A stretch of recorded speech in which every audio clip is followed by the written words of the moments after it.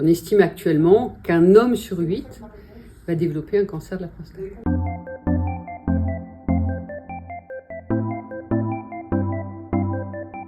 La prostate est une glande qui se trouve sous la vessie et qui sécrète le liquide séminal.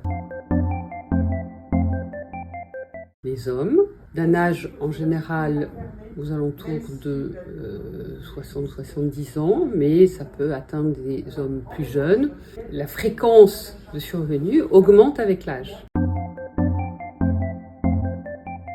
On n'attrape pas un cancer, le cancer de la prostate augmente avec l'âge. Il y a des facteurs de prédisposition familiale qui sont finalement assez peu fréquents. Il y a des ethnies aussi qui ont des fréquences accrues de survenue de cancer de la prostate. C'est l'âge qui est un facteur de risque d'augmentation de survenue du cancer de la prostate.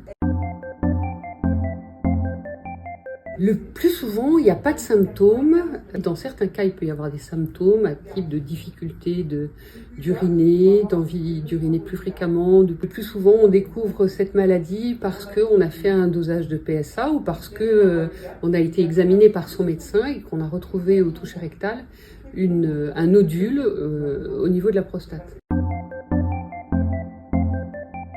La majorité des cancers de la prostate sont retrouvés dans une situation très localisée et on peut être amené à surveiller le cancer de la prostate parce qu'il ne va pas être agressif. Mais dans certains cas, il faut traiter ce cancer de la prostate et il y a à notre disposition plusieurs thérapeutiques, à savoir la chirurgie qui consiste à enlever la prostate ou la radiothérapie ou la curithérapie qui consiste à mettre des implants d'iode dans la prostate, ou après des traitements plus compliqués qui combinent la radiothérapie et la chirurgie, ou encore dans des situations plus évoluées, on rajoute de l'hormonothérapie qui consiste à supprimer la sécrétion de testostérone, et puis parfois de la chimiothérapie, et puis des nouveaux traitements qui sont en cours de développement.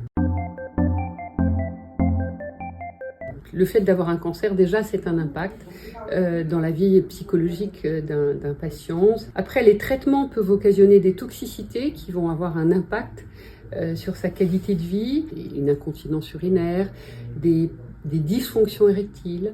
En fonction des traitements utilisés, il y a des impacts qui sont bien sûr différents.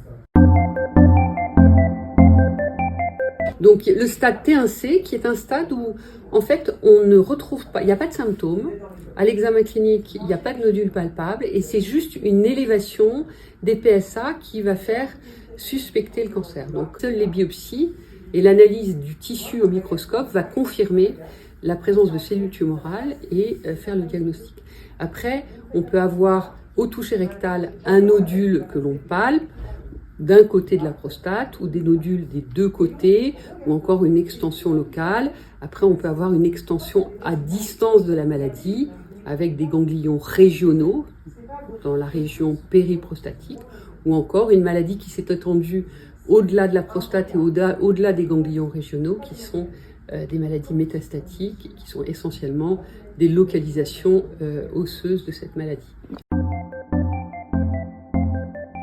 Il est de plus de 85%, 90% dans des situations qui sont majoritairement locales.